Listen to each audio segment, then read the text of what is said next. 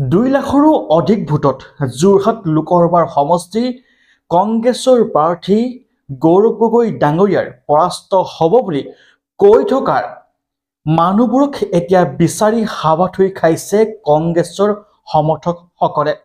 যোৱা কেইদিনমান পূৰ্বৰ বাদেই দিয়ক, যোৱাকালি কেইজনমান নেতা মন্ত্ৰী অৰ্থাৎ যিসকল বিজেপি সদস্যই কৈছিল যে এইবাৰ যোৰহাটত গৌৰৱ গগৈ বিপুল ভোটত হাৰিব, অৰ্থাৎ 2 পৰা 3 লাখ ভোটৰ ব্যৱধানত জয় লাভ কৰিব তপন গগৈ ডাঙৰীয়া। সেই বুলি কোৱাৰ পাছতে অপেক্ষা কৰিছিল যোৰহাটবাসীয়ে, কংগ্ৰেছৰ সমৰ্থকসকলে। আচলতে অসমীয়াৰ আবেগ বুলি পৰিচিত হৈ পৰিছিল গৌৰৱ গগৈ ডাঙৰীয়াৰ। অসমৰ হকে অসমৰ বলিষ্ঠৰ কণ্ঠৰ, উত্তৰ পূৰ্বাঞ্চলৰ এক বলিষ্ঠৰ শক্তিশালী কণ্ঠৰূপে বিবেচিত হোৱাৰ সামাজিক মাধ্যমৰ লগতে অসমীয়া ৰাইজৰ স্বাভিমান বুলি পৰিচিত হৈ পৰিছিল গৌৰৱ গগৈ ডাঙৰীয়া।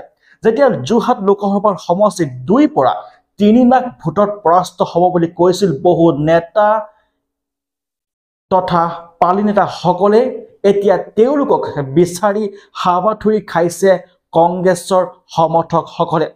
যোৰহাটত এতিয়া এক আনন্দময় পৰিৱেশ, কিয়নো অসমৰ বলিষ্ঠৰ কণ্ঠৰ, উত্তৰ পূৰ্বাঞ্চলৰ এক বলিষ্ঠৰ কণ্ঠৰ শক্তিশালী যিয়ে নেকি সাংসদত গৈ সমগ্ৰ অসমৰ লগতে ভাৰতৰ প্ৰধান সমস্যাৰ হকে প্ৰত্যেক দিনাই মাত মাতি আহিছে, তেনে এজন নেতা প্ৰায় জিকাটো নিশ্চিত হৈ পৰিছে।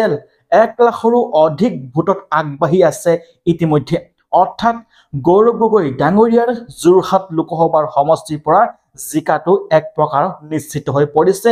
সেয়েহে ৰাজপথলৈ ওলাই আহিছে হাজাৰ হাজাৰ লাখ লাখ মানুহ গৌৰৱ গগৈ ডাঙৰীয়াক আদৰিবলৈ। এতিয়া সকলোৱে একেলগে কৈছে যে 2 পৰা 3 লাখ ভোটত যোৰহাট লোকসভাৰ সমষ্টিৰ কংগ্ৰেছৰ প্ৰাৰ্থী গৌৰৱ গগৈ ডাঙৰীয়াৰ পৰাস্ত হ'ব বুলি দম্ভালি মাৰি ফুৰা নেতা, পালি নেতা অৰ্থাৎ বিৰোধী যি সদস্য আছিল, এতিয়া ক'ত গ'ল? তেওঁলোকক বিচাৰি এতিয়া হাহাকাৰ পৰিস্থিতি সৃষ্টি হৈছে। ইফালে আকৌ প্ৰদ্যুৎ বৰদলৈ ডাঙৰীয়াৰ জয়লাভ কৰিছে, আনফালে আকৌ ধুবুৰী প্ৰায় 5 লাখৰো অধিক ভোটত আগবাঢ়ি আছে ৰকিবুল হুছেইন ডাঙৰীয়া। এক পক্ষত ক'বলৈ বা আৰম্ভ হ'ল নেকি যে যিখন চৰকাৰ এতিয়া শাসনত আছে সেইখন চৰকাৰ ক'ৰবাত নহয় ক'ৰবাত ভুল হৈছে নেকি? যিহেতু যিকেইজন জ্যেষ্ঠ নেতা ৰকিবুল হুছেইন ডাঙৰীয়াই হওক বা প্ৰদ্যুৎ বৰদলৈ ডাঙৰীয়াই হওক বা আনফালে গৌৰৱ গগৈ ডাঙৰীয়াই হওক, যেনেদৰে বিপুল ভোটত আগবাঢ়ি আছে বা জয়লাভ কৰাটো নিশ্চিত হৈ পৰিছে, এক প্ৰকাৰৰ যি শাসক চৰকাৰ তেওঁলোকৰ বাবে চিন্তিতৰ বিষয় হৈ পৰিছে নেকি? যিহেতু আগন্তুক 2026 চনত বিধানসভাৰ যি নিৰ্বাচন হ'বলৈ গৈ আছে, তাত কিন্তু প্ৰত্যাহ্বানৰ সন্মুখীন হ'ব পাৰে হিমন্ত বিশ্ব শৰ্মা ডাঙৰীয়াৰ চৰকাৰখনে, অৰ্থাৎ বিজেপি চৰকাৰখনে। যিহেতু উজনি অসমত আপোনালোকে নিশ্চয় গম পাইছে যে গৌৰৱ গগৈ ডাঙৰীয়াৰ এক বলিষ্ঠ কণ্ঠ এতিয়া নিশ্চিত হৈ পৰিছে জিকাটো। গতিকে এক প্ৰত্যাহ্বানৰ সন্মুখীন হৈছে, ক'ৰবাত নহয় ক'ৰবাত ভুল হৈছে বুলি নিজকে হয়তো অনুভৱ কৰিব, আৰু সেইকেইজনক বিচাৰি এতিয়া কংগ্ৰেছৰ সমৰ্থকসকলে হাহাকাৰ সৃষ্টি কৰিছে যে ক'ত গ'ল তেওঁলোক, হঠাৎ কিয় নাইকিয়া হৈ গ'ল। আপোনালোকে কি ক'ব? আপোনালোকে গৌৰৱ গগৈ ডাঙৰীয়াৰ জিকাটো ভাল পাইছে নে বেয়া পাইছে?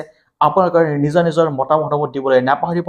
আমি সকলোকে কংগ্ৰেছ হওক বা বিজেপি হওক, যিকেইজন এই 2024 বৰ্ষৰ লোকসভাৰ নিৰ্বাচনত জয়লাভ কৰিছে বা জয়লাভ কৰাটো নিশ্চিত হৈ পৰিছে, তেওঁলোকক শুভেচ্ছা জ্ঞাপন কৰিছোঁ, যাতে অসমৰ হকে কাম কৰে, অসমৰ উন্নয়নৰ হকে কাম কৰে। ধন্যবাদ। জয় অসম।